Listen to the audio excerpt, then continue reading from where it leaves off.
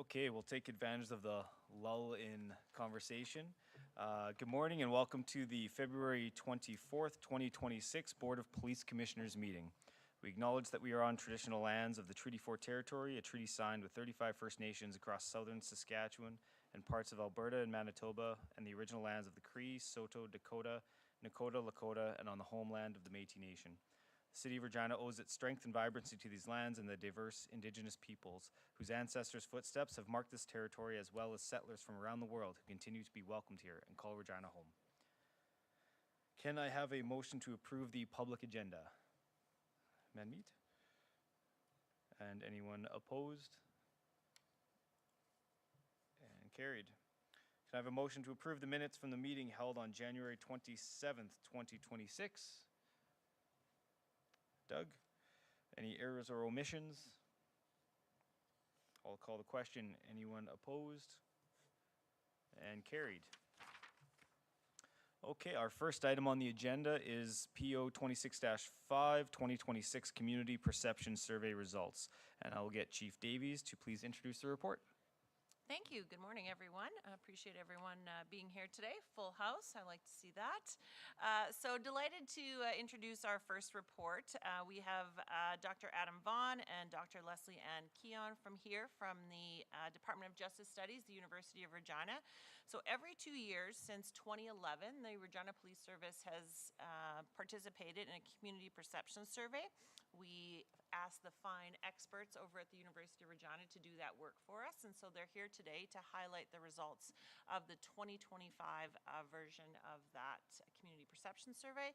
This survey is very important for us. It's one critical piece for us to be able to hear from the community, to understand what we're doing well, what we can improve on, and really gives us a roadmap for the next couple of years. So I'm excited to have Dr. Vaughn and Dr. Keon here to tell us about the results.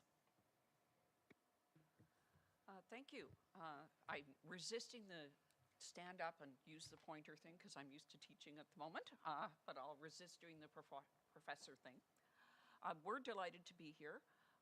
As the chief said, this is, and you may not know this, but an anomaly that you have a police service that's done this every 2 years since 2011 and that fully and transparently reports on the results.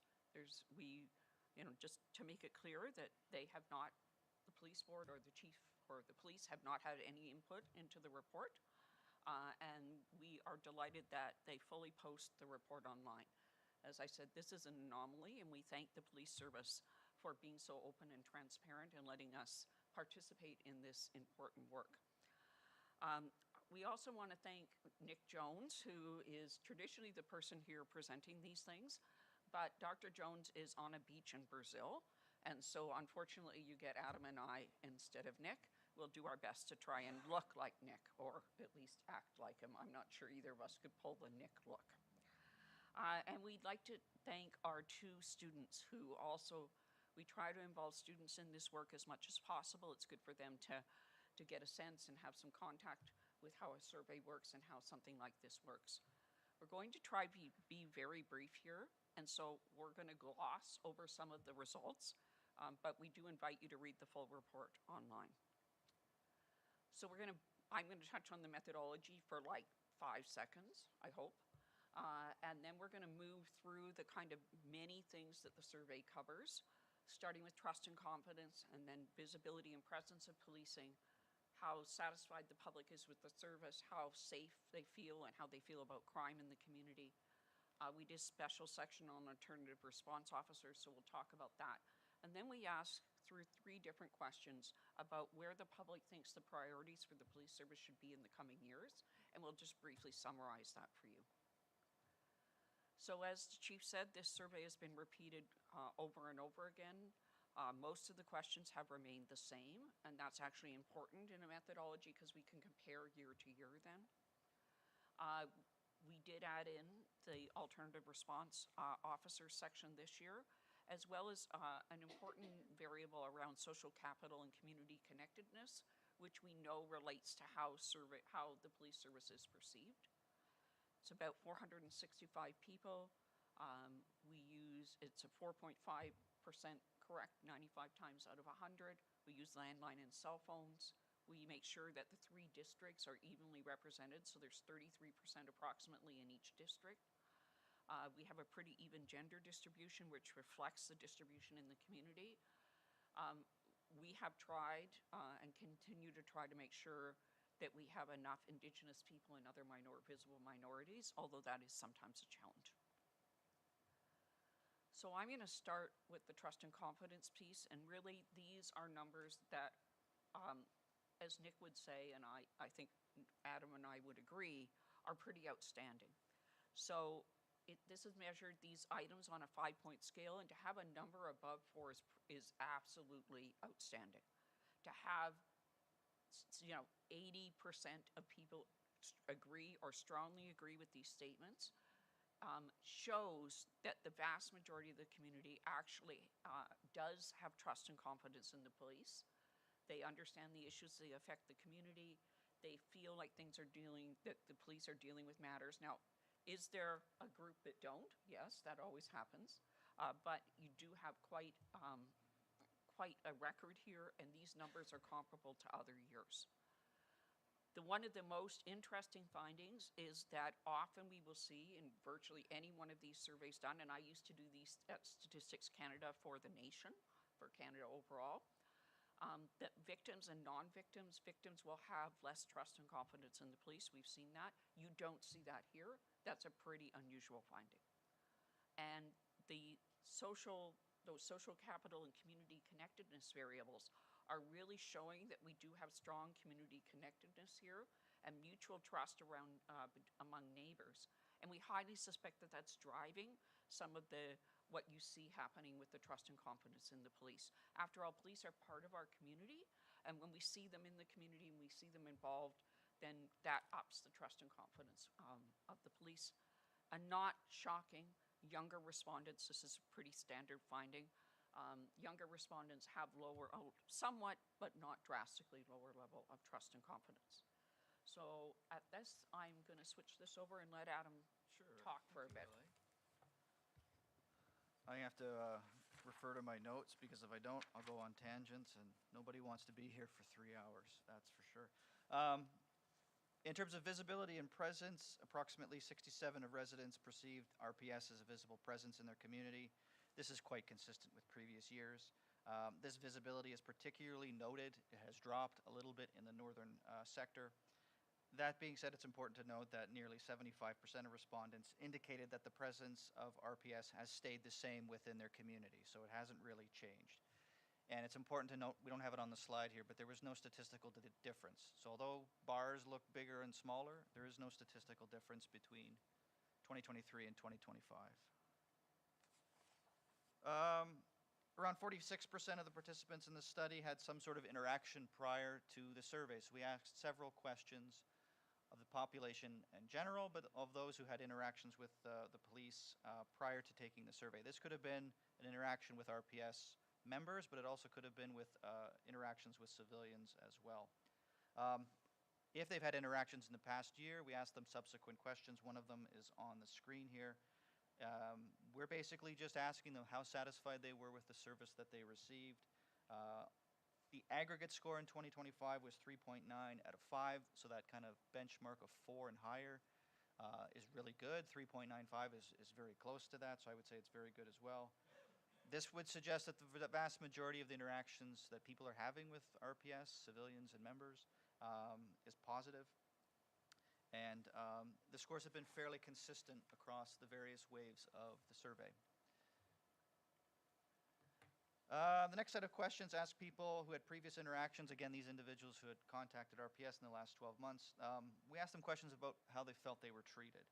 I know there's a lot of data on this slide, but try to think of these questions as asking about the bedside manner of police officers, that human element that they have. So independent of why they were interacting with the police for a criminal matter or for something else, these types of sub-questions are focused more on that sort of human side of policing.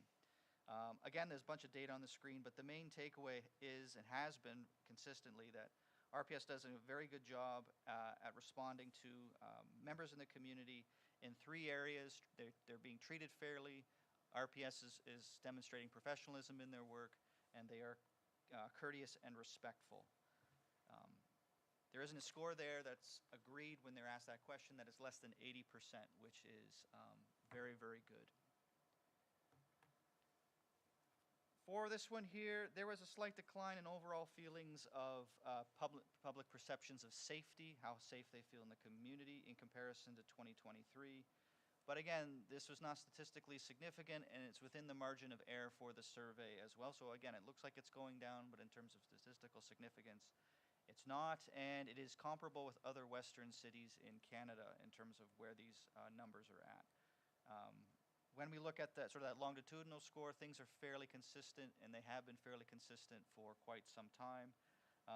In addition, we asked residents, it's not on this screen here, we asked residents if they think that crime has increased. So that's sort of 2 different things. One is about safety, the other one is about crime. Our results from 2025 are very comparable to 2023. But that would be certainly lower than what we had in 2019. So 2019 was when individuals felt that crime had increased the most.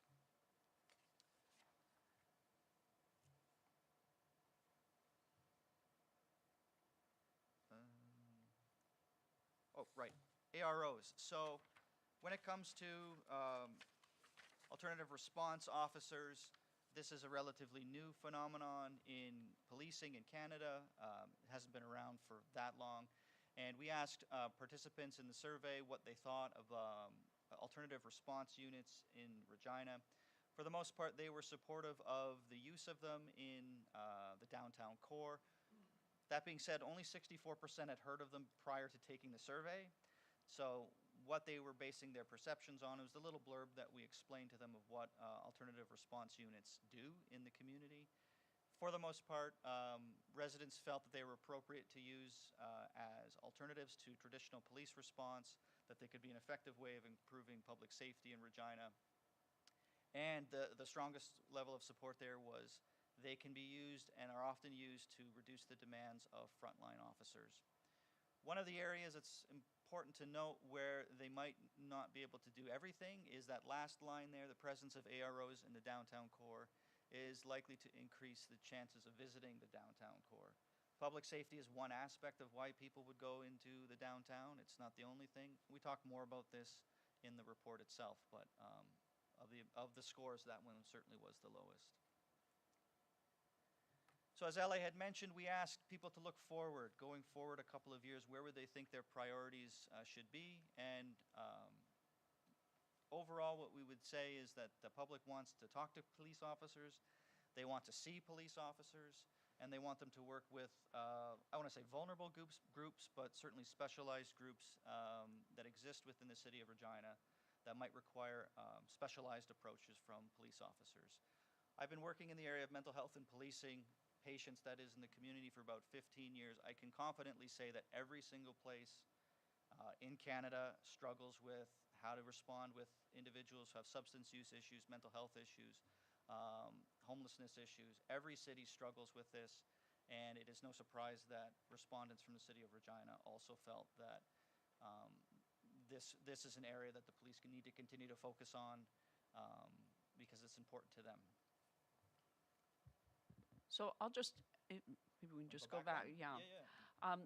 In the report, we actually broke this down by district. So if you're interested, you can see, and there was differences by district. Those graphs are very busy, so we didn't put them up here because they're hard to read. But in the report, they are there.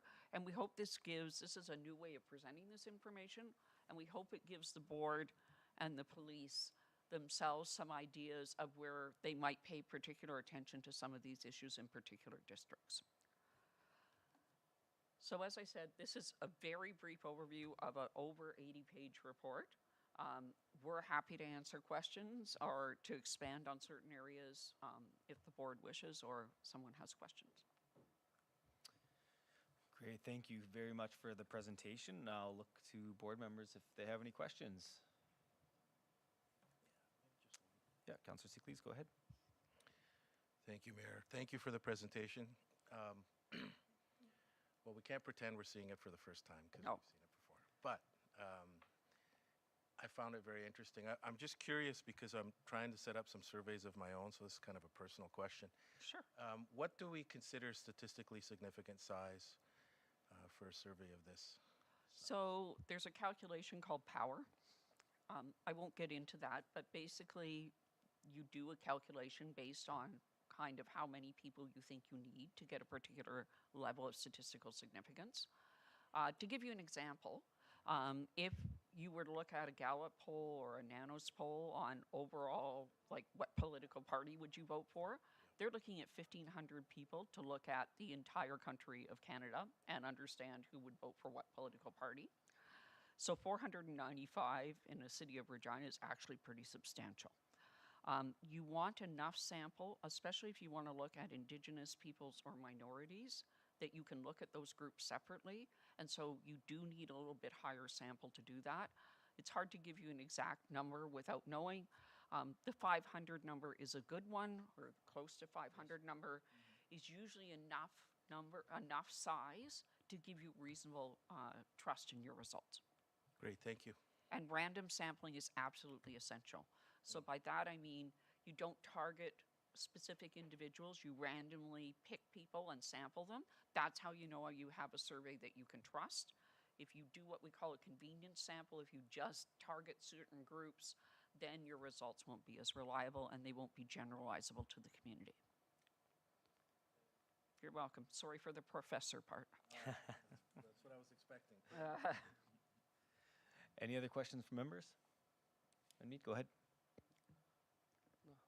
Through the chair and through the chief, I just want to highlight that I believe there was a notification that went out before the survey to let people know that the survey is coming out so that they answer the calls. Public don't feel that they are being harassed or they're being called out of nowhere. Yes, absolutely. In this day and age of scams, we were proactive in our communication to say that we are participating in this survey. We let them know that they could expect a call, and if they did, that we encouraged participation and that it was legitimate for sure.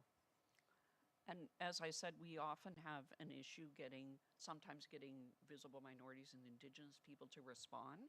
So in the future, we'd hope you'd do this again. I guess that's a plug for us that this is a valuable piece of information, but we hope for the service, but also for us as researchers. And that when that call goes out in the future, forwarding it to your own communities and your own districts, people you represent, is actually very helpful because we see the response rate go up when we phone then. Any other questions? Oh, go ahead, Michelle. Hi, Michelle. Hi, and we did have the opportunity to see the full report, so thank you for the great information. Do you have the information today? I think the public might need to or would like to hear about the percentage of Indigenous, visible minority, people Sure. with disabilities. Is there a graph for that we can share? Yep. If I can we bring it back up?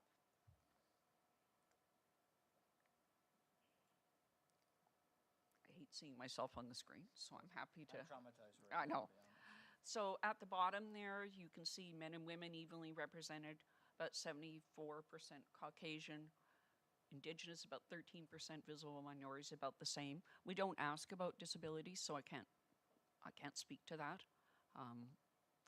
That's something we could think about asking in the future, perhaps. Good, thanks for bringing that back up. No problem. Sir. Go ahead. In terms of the ask for greater community involvement, especially with youth and groups there, I know that the RPS does a ton of community work. I know that because I attend a lot of these events on a regular and consistent basis. So I wonder, I recognize there's always room for more and for growth and for improvement, but I wonder how much of that is maybe a question of greater advertising through the community as opposed to necessarily more. Would there be any benefit to a question around, so you have the question of, I don't know how it would have been worded, but around community involvement, and then a follow-up of, are you aware that the RPS does this and this and this and this? And then based on that, have a kind of a gauge of are we spreading the information out there as well as we should be? Thanks. Tackle that? Or you want me to tackle it? So in terms of just getting information out to people, you're probably going to only get so far. We do have a question in there on social media access and how people are accessing information electronically from RPS.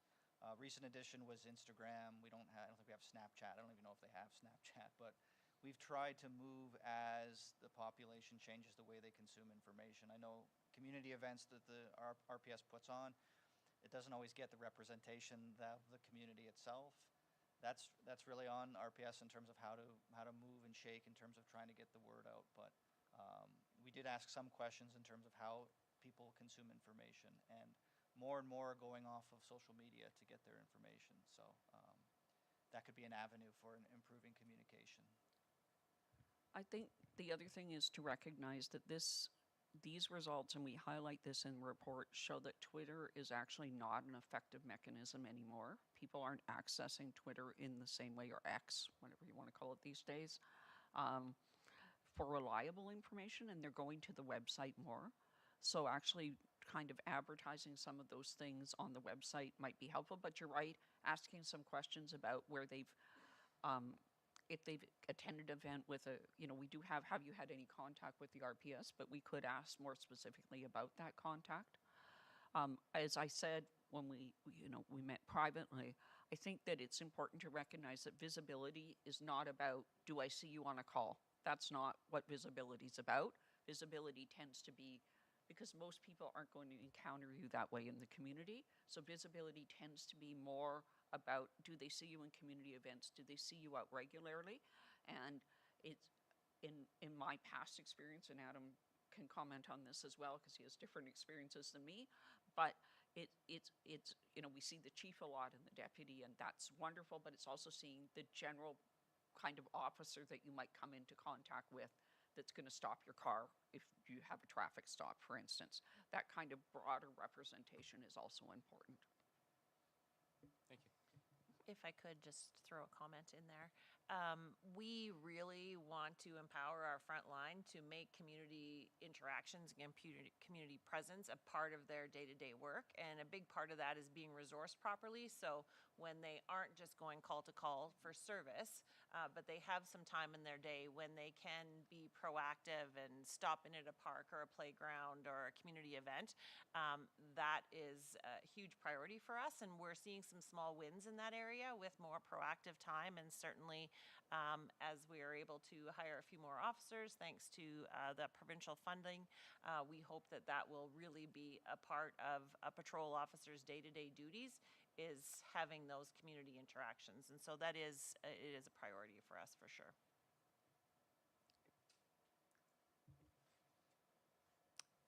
Any other questions? Okay. Well, thank you again for all your work on this and the presentation today.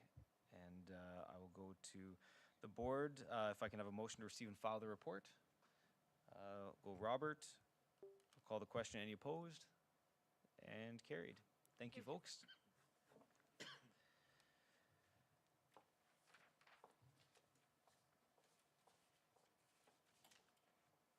Okay, next we will go to PO 26-6, Regina Police Service Vice Unit.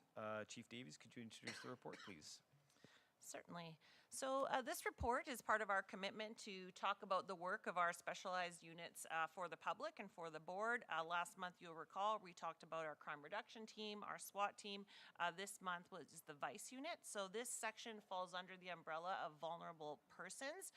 We have Sergeant Steve Dodds here today. He's going to talk about the work of the Vice Unit and the important work that his team is undergoing. So I'll turn it over to Steve.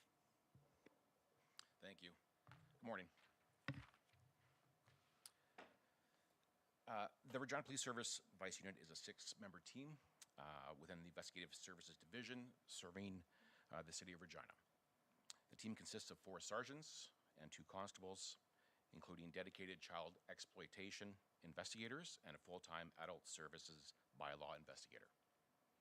The Vice Unit investigates all sex-related crimes, including current and historical sexual assaults, indecent acts, luring, procuring, sexual interference, sexual exploitation, child exploitation, human trafficking, and the non-consensual sharing of intimate images.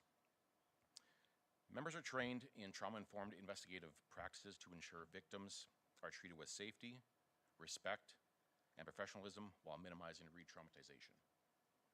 Partnerships are central to the unit's effectiveness.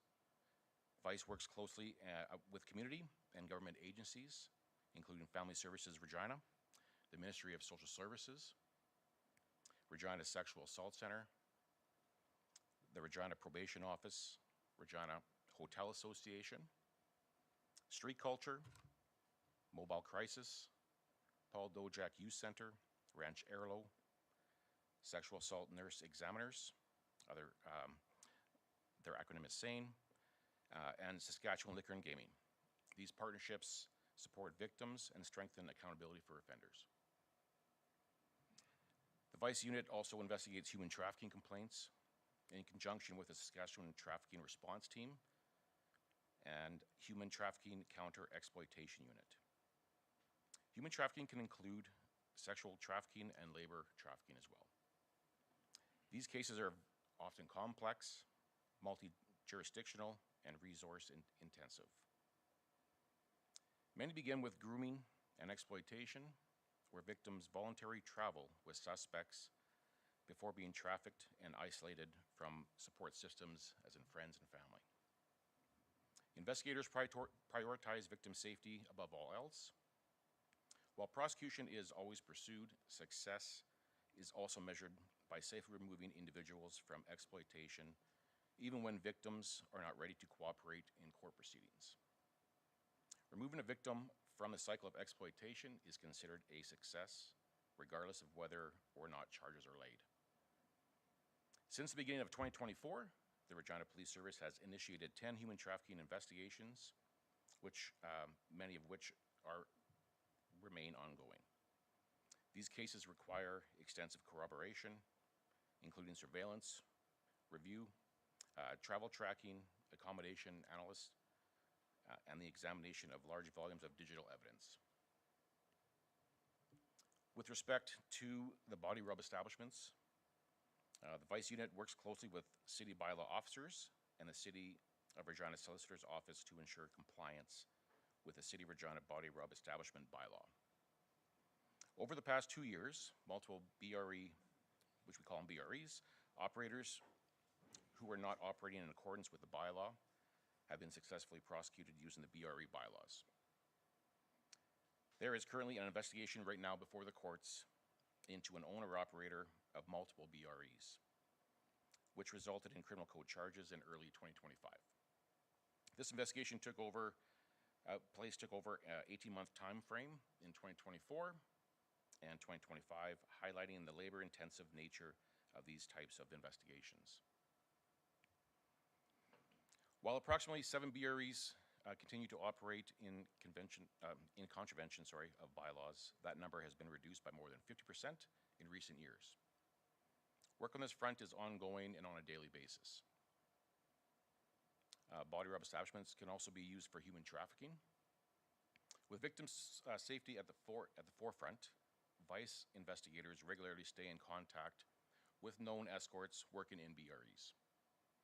The investigators ensure that the escorts are legally allowed to work in Canada and try to determine if they are willingly escorting or being trafficked or exploited by somebody. It is important for the VICE unit to work closely with escorts to ensure that they have a safety plan or an exit plan in situations where they are being exploited. On a daily basis, the VICE unit investigates the sexual exploitation of youth and vulnerable persons in Regina. Investigators use a trauma-informed, multidisciplinary approach to prioritize safety, trust, choice, and collaboration to minimize re-traumatization and support victim resilience. Ongoing training ensures members deliver professional and compassionate service. These investigations, while often complex and challenging, are critical to protecting vulnerable people and promoting justice in the community. By identifying patterns, networks, and systemic factors that enable exploitation, law enforcement and partner agencies can strengthen prevention and intervention strategies. Strong partnerships and community organizations, including the Family Services Regina and Regina Sexual Assault Center, are essential to reducing sexual exploitation and supporting those impacted in our community. Thank you, Sergeant Dodds. Does any member have any questions?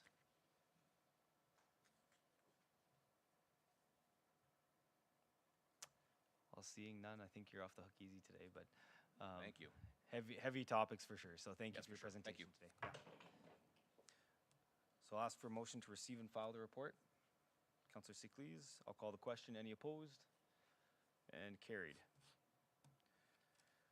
Okay, next we'll move to PO 26-7, Regina Police Service Year-End Crime Statistics, January to December 2016 to 2025. Chief Davies, could you introduce the report, please? So every month, we produce a crime report that gives you a snapshot of crime in the past month. But twice a year, so at the start and midway point of the year, we do a 10-year comparison. So you get a greater perspective on how crimes are being tracked throughout our city. So we have Ms. Camelin Martin, a strategic analyst from our police service here today to give us the year-end results from 2025. Camelin. Thank you and good morning. Today I'll be presenting the Regina Police Service's year-end crime statistics for the period from January to December, covering the years 2016 through 2025. This report is intended to provide a high-level overview of crime trends in Regina over the past decade, with an emphasis on the data visualized through the various charts provided. We'll start with total crime. Total crime includes offenses against persons, property, and other criminal code violations, excluding traffic and drug-related offenses. At the end of 2025, the Regina Police Service recorded 17,815 criminal events. This represents a 12% decrease from 2024 and a 17% decrease compared to 2016. Overall, 2025 recorded one of the lowest total crime levels observed during the 10-year period reviewed. The next chart shows Regina's estimated population alongside total crime counts. Over the past decade, the city's population has grown steadily, while crime volumes have fluctuated and declined in recent years. This chart helps illustrate incident volumes relative to community size, which remains important for workload and operational planning. To get a more detailed understanding of what's driving total crime numbers, we'll now look a little closer at different crime categories. The first category is crimes against persons, often referred to as violent crime. These figures reflect the number of victims rather than the number of incidents. In 2025, crimes against persons decreased by 14% compared to 2024, with 3,029 victims reported. Despite this decline, victim counts remain 14% higher than in 2016, indicating a longer-term upward trend over the decade. The next chart shows homicide and attempted murder victims. In 2025, there were 11 homicide victims and 26 attempted murder victims, both representing increases from 2024. Firearms were involved in 6 homicides and 8 attempted murders in 2025. The next chart displays the various categories of assaults. In 2025, total assault victims declined by 15% compared to 2024, but remained 14% higher than in 2016. Decreases were observed across all assault levels. Approximately 38% of all assaults in 2025 were domestic conflict related. The next chart presents sexual offenses, including sexual assaults and other sex crimes. In 2025, 221 victims of sexual assaults were reported, a 5% decrease from 2024, but a 48% increase compared to 2016. About 21% of sexual assaults involved intimate partner relationships. An additional 90 victims of other sex crime offenses, such as sexual interference, luring a child online, and voyeurism were recorded. While the number of victims declined from 2024, they remain above the 2016 to 2024 average of 77. The next chart shows victims of non-consensual distribution of intimate images. In 2025, 23 victims were reported. While this represents a decline from recent years, it remains above the 2016 to 2024 average of 14 victims. The next chart shows robberies. In 2025, robbery victims decreased by 22% compared to 2024 and by 15% compared to 2016. A total of 252 robbery victims were reported, which is below the 2016 to 2024 average of 283. Both street robberies and commercial robberies declined significantly in 2025. The next chart shows kidnapping and forcible confinement victims. In 2025, 12 victims were reported. This number is consistent with 2024 and remains below the 2016 to 2024 average of 16 victims. The last chart in this category shows criminal harassment victims. In 2025, 23 victims were reported. This represents a slight increase from 2024 and is consistent with the 2016 to 2024 average. The next major section examines crimes against property, including theft, break and enter, mischief, and arson. In 2025, property crime decreased by 16% from 2024 and by 28% compared to 2016, with 9,403 incidents reported. While most property incidents declined, arson and identity theft fraud increased. The next chart focuses on theft offenses, excluding motor vehicle theft. In 2025, total theft declined by 15% compared to 2024 and by 17% compared to 2016. Theft over $5,000 increased modestly by 14% compared to 2024. Commonly stolen items in this category included trailers, construction tools and supplies, and jewelry. The next chart displays motor vehicle theft, including attempts. In 2025, motor vehicle theft declined by 29% from 2024 and by 66% compared to 2016, reflecting a significant reduction over time. The next chart shows break and enter incidents, broken down by property type, residential, business, and other properties. In 2025, overall break and enters declined by 34% from 2024 and by 48% compared to 2016. Compared to 2024, break and enter incidents decreased by 18% to residential properties, by 34% to business-related properties, and by 43% to other properties. The next chart highlights mischief and willful damage. In 2025, incidents decreased by 19% compared to 2024 and by 45% compared to 2016, continuing a downward trend. The next chart focuses on arson. Reported arson incidents have significantly increased over the past 10 years, with 598 incidents reported in 2025, more than double the 2016 to 2024 average of 238. While increases were observed in the arson categories bin, vehicle, and other, reported incidents of arsons to structures declined significantly, decreasing by about 42%. In 2025, bin fires accounted for approximately 56% of all arsons. The final chart in this category shows identity theft and fraud. In 2025, reported incidents increased by 33% compared to 2024. While this offense category has generally trended downward since 2016, year-to-year fluctuations remain. The next section covers other criminal code violations, which include procedural offenses, offensive weapons violations, and other select offenses. In 2025, these violations declined by 1% from 2024 and by 8% compared to 2016. Procedural offenses, also known as administration of justice offenses, accounted for approximately 88% of total incidents in this category. In 2025, procedural offenses decreased by 2% from 2024 and by 7% compared to 2016. I'll now move on to Controlled Drugs and Substances Act, CDSA for short, offenses and traffic violations. The next chart shows CDSA offenses. In 2025, incidents declined by 5% from 2024 and by 76% compared to 2016. The significant long-term decrease aligns with prosecution priorities and guidelines that emphasize trafficking-related offenses over minor possession.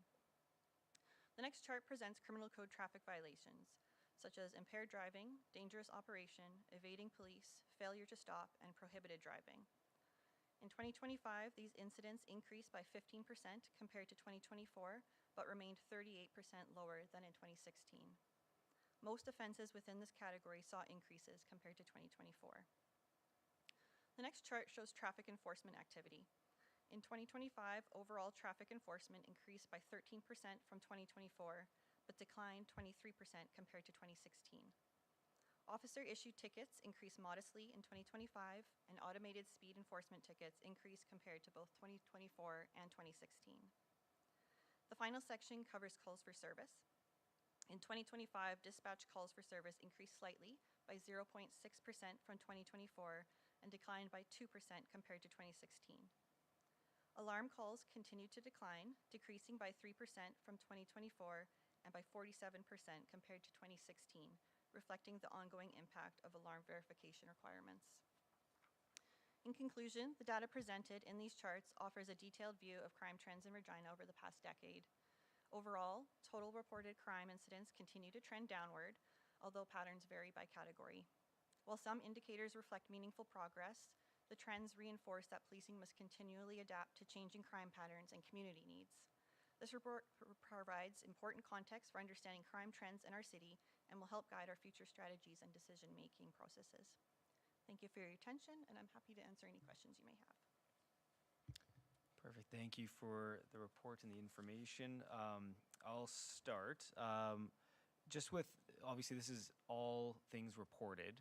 Do we have any sense of, we heard a lot about statistics earlier, an idea of unreported and where that might play into it and why people might not report in different areas? Just given that second part to that, are we taking any efforts to try and encourage folks to report crime in different areas? So there are some crime categories that typically are underreported, such as sexual assaults, domestic violence, things like that, that really depend on whether the victim feels comfortable enough reporting this. You'll also see some crime categories that people might not feel are worth reporting, so those might be underreported as well, maybe break and enters to garages, things like that. As a police service, obviously for victim-centered crime categories such as sexual assault and domestic violence, we can do our part to educate people to bring forward those concerns, and also to just, I guess, with our police visibility, our trust, all the things that we kind of talked about in the community perception survey, is get people comfortable enough with the service to then bring forward those concerns. Absolutely. I might just add in, sorry, a quick comment. Thank you, Cameron, for that. And I think as a police service, we're always looking for ways to make reporting easier. So we have online reporting, we do virtual reporting where somebody could speak to a police officer, via their computer at home and report. And so I think always looking for ways to be innovative, to make it convenient for people to report. And I think it's on each of us when we're out in the community to encourage reporting, because we don't get a sense of crime patterns or trends if we don't know what's going on. So I think that work and encouraging people to report occurs every day, and it's work that certainly is very important. Excellent, thank you. And then just a little bit more detailed question. Just curious, we've seen a huge decline in motor vehicle theft. Is it harder to steal? Is it part of more cameras around? Kind of what's your general sense, I guess, of seeing that decline? I think a big piece of it is around the technology in vehicles. So if you think back in the old Oldsmobile days, if you had a screwdriver, you could easily get into a car and make it operational.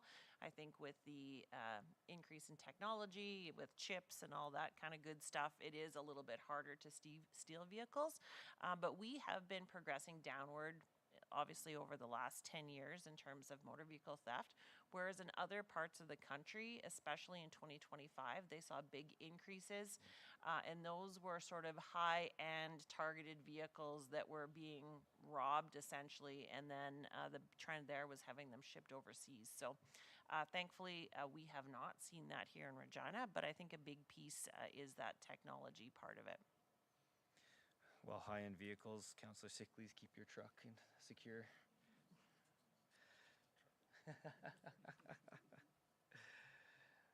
Okay, any questions from other members? Michelle, go ahead. I think I may know the answer to this already, and thank you for the report. Do the overall crime stats include everybody, including those under the age of 18? Yes, they do. Okay, thank you.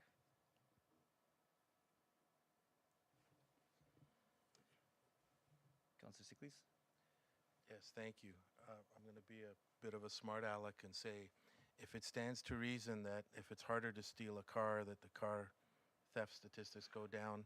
If it's harder to light a bin on fire, can we try and reduce those fires too? Sorry? I don't know how I can answer that question. Certainly arsons we see are more of a crime of opportunity. And so anytime we can take away the opportunity, certainly that will lead, I think, to some decreases. But yeah, that's one of those sticky ones that we're still working on. I'm assuming the fires are open bins. They're not locked. Nobody's breaking padlocks to start a fire. Correct? Yes, the majority are bins that Okay. people have access to. Thank you. Go ahead, Councillor Edens. Okay, on the arson, on the bins, I'm just kind of hoping that we're working on a solution. You know, what are the options working with fire as well? And, you know, we talked about those cameras that residents have. Is that could be an option? So in answer to the first part, we are working closely with the city and fire. There's been some pilots of different sort of garbage pickups, different types of bin pickups, that type of thing over the past number of months to determine if that has a significant impact on the numbers. In terms of cameras, what we typically find is those fires are in a back alley where there often isn't, you know, a camera there that might pick that up. But certainly whenever there is an arson, we're looking for all available evidence, which would include any video if it might exist. But the tricky part is that those places often don't have any type of surveillance in terms of cameras or a witness or somebody who might have seen anything. But certainly, you know, if there is that evidence there, we'll collect it and try to determine and hold those accountable. And just for the public, we report more detailed on our arsons with the bin fires than other municipalities. So if when comparing, it would be different for us. Is that correct? Absolutely. In fact, I was going to touch on it in our next report, but I'm actually going to turn it over to Deputy Laurel Marshall to talk about a change in arson reporting as of January that you'll see in the next report, but we might as well talk about it now. Yeah, thank you, Chief. So across Canada, the reporting of different fires that don't have a criminal element, there's a separate category for that, and Regina has not had that. So that was identified by our arson coordinator. So a statistical comparison nationally was kind of apples to oranges. So we're now aligned with that, and that started in January. So we're going to see probably our numbers will be more reflective of the national standard, and we will see a decline in criminal type fires. So there's actually a section that's non-criminal. So it might be somebody lighting, say, a chair out on a deck to keep warm, something like that, where there's not really a criminal element. So we will see a difference in reporting for 2026. Okay, thank you. Any other questions from members? Robert, go ahead. Comments and a few questions. We did see from the perceptions reports a positive reporting from the community. We're seeing a decline in crime, so I would say that there's some correlation between the two. So just good job on that front. Thank you. In terms of the total crime versus population on page 3 of the report, would it be possible to splice that graph there with a line for police population? Just so we have an understanding of what the growth is of the police complement and how that's potentially affecting crime stats. Yeah, that's definitely something we can look into and consider adding for sure. Yeah. Perfect, thank you. I do think it's really important to focus on this specific graph in that our population in the last couple of years has grown, what, almost 30,000? And with that, crime has substantially dropped. That's tremendous, right? So a really good trend that way. This one's probably a bit more challenging, but is there any capacity? Because most of these stats are based on charges or reports. They're based on incidents, so our most serious violation of the incidents. So reported incidents. So there might be other offenses that occur within the event that charges may come from, but we base these counts on the most serious violation of each event. Do we have any capacity whatsoever to collect data on convictions from the courts and have any capacity to splice that information against reported crime? I suspect that's probably a challenging one, but... That is not something that we currently track. Yeah. It would be very labor intensive because we don't get that regular reporting back through the courts imagine, on yeah, okay. convictions. And so it would have to be something we would look into, but currently, as we're set up, that's not something that we capture. I would also maybe suggest if we could splice the property, the theft bar graph with under and over. Yeah. I surmise that most is under. The reason why it hasn't been is in previous years, we didn't have a differentiation. Gotcha. Okay. So actually going next year, we should be able to do that no problem because we'll have 10 years of data to be able to look at that. Yeah. Much appreciated. And just going back to the camera comment for home and business cameras, not specific to arson, but just in general, I know it's a newer program. Are we seeing growth in that program? Are we seeing benefit to the greater community, to the police, and how that streamlines work? Well, I know that we have over 600 cameras registered. That's work that's continuing all the time in terms of encouraging residents to report. I'm not aware of any sort of success story that I can point to at this point. I'm sure that they do exist, but I don't have that information, but certainly something we can report back on. And we're really looking at how we can expand the growth of that program into 2026. And so work continues there, but I'll see if we can dig up some success stories on that. Perfect. I mean, I think in light of all of this, I think it's an easy one for the community to get behind. A lot of people nowadays have multiple cameras on their properties, whether it's business or home, and it's as simple as going online again and registering for that and being part of that solution to the greater community crime problem. I agree. It really is an easy process, and I think people maybe assume that it gives us access to their cameras, which it doesn't.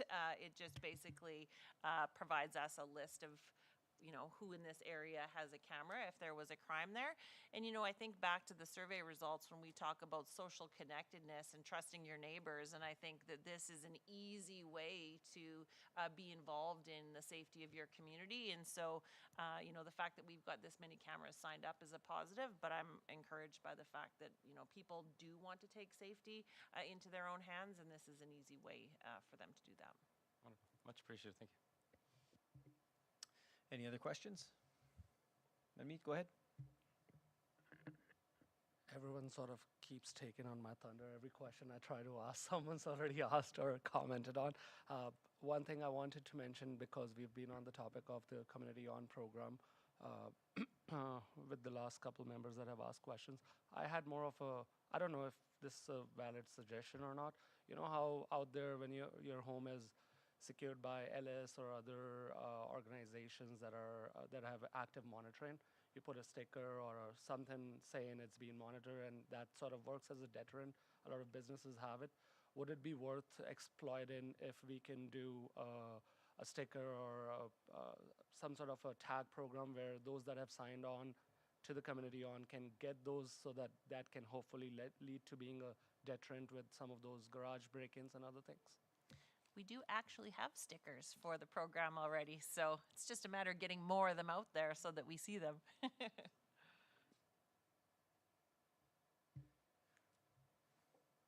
Okay, seeing no other questions, could I have a motion to receive and file the report? Michelle? Then I'll call the question. Any opposed? And carried.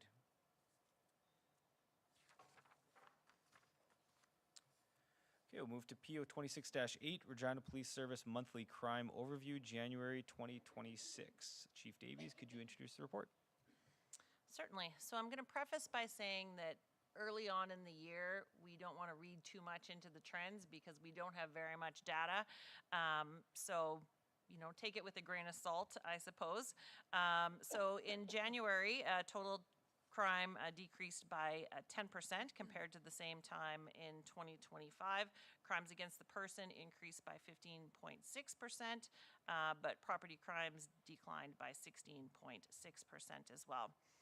Reported arsons decreased by 34% compared to January of last year. And as Deputy Marshall indicated, part of that would be attributable to the change in arson criminal versus non-criminal. So we'll track that throughout this year. Calls for service increased by 9.5% in January compared to 2025. And I would just highlight the fantastic work January 19th by our patrol officers who attempted a traffic stop. The vehicle evaded. Air support was able to get eyes on the vehicle. Further investigation obviously led to the location of someone deceased in the trunk of that vehicle.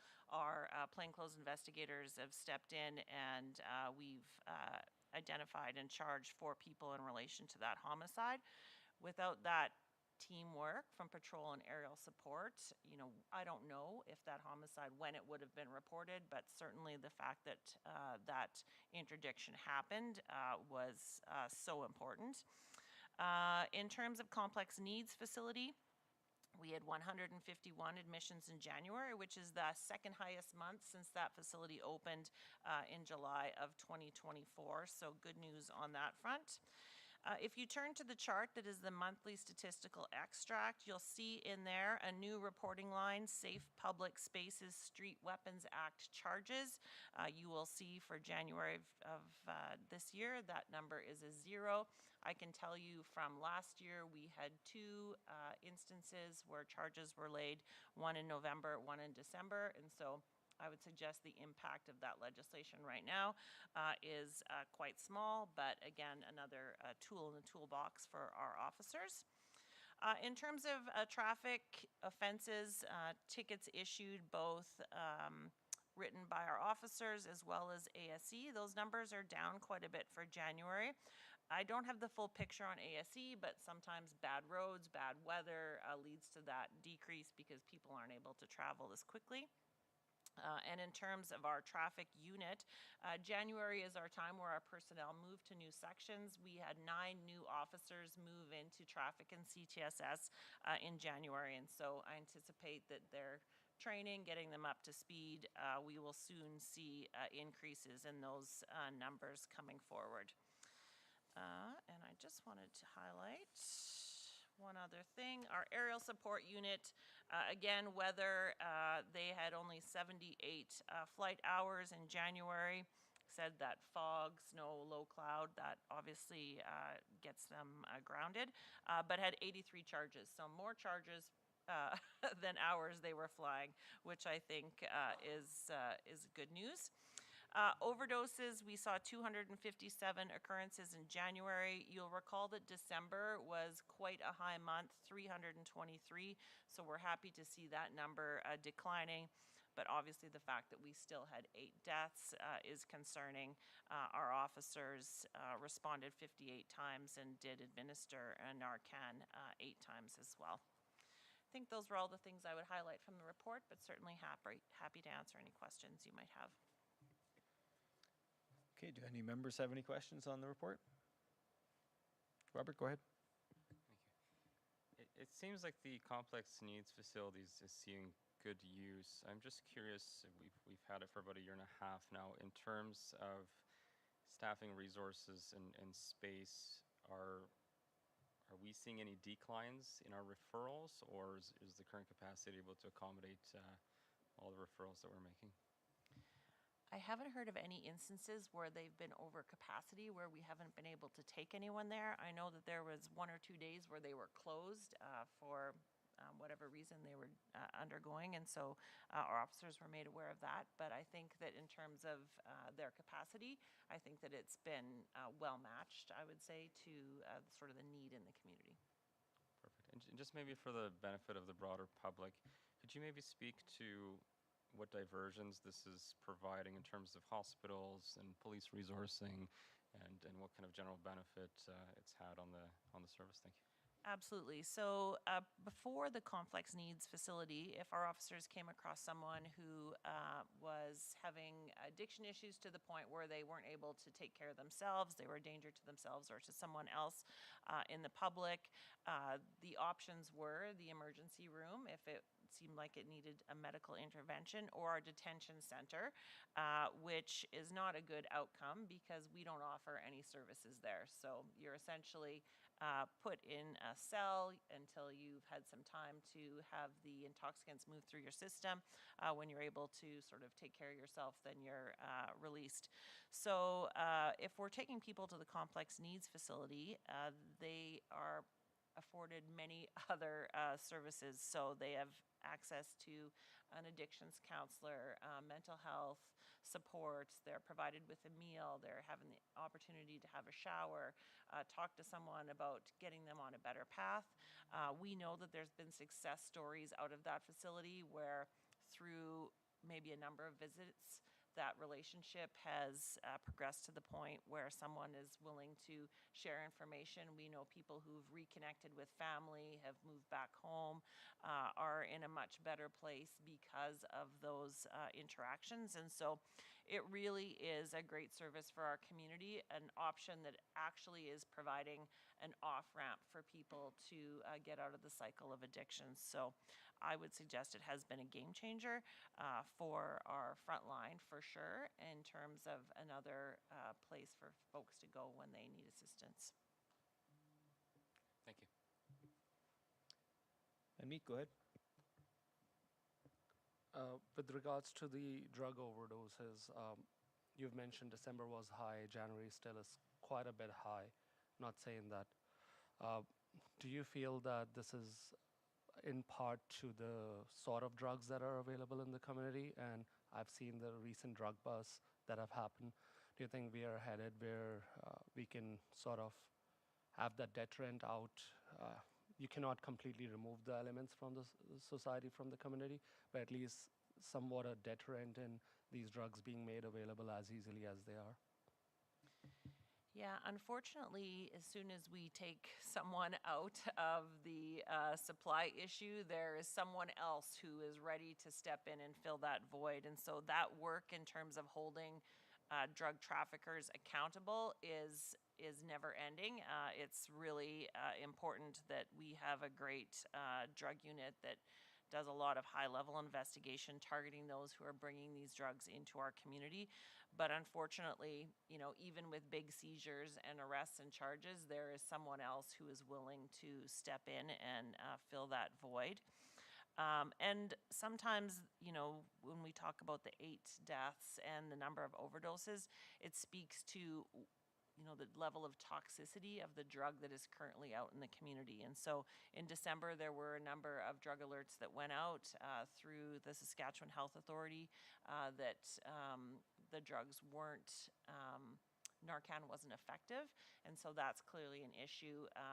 You know, we have many people in the community who carry Narcan with them to support those. And when that's not available as a way to save someone, then that's clearly concerning. So I think that there will never be enough interdiction in terms of completely removing the drugs from our community. But I think it's, you know, multifaceted, continuing to traffic or to target traffickers, to provide information when there is toxic drugs in the community, and providing resources for people on the other end to be able to get out of that cycle. And so it is work that's important, and you know, we'd like to see those numbers decline for sure, but there's so many variables in place that it takes more than police to be able to have that impact.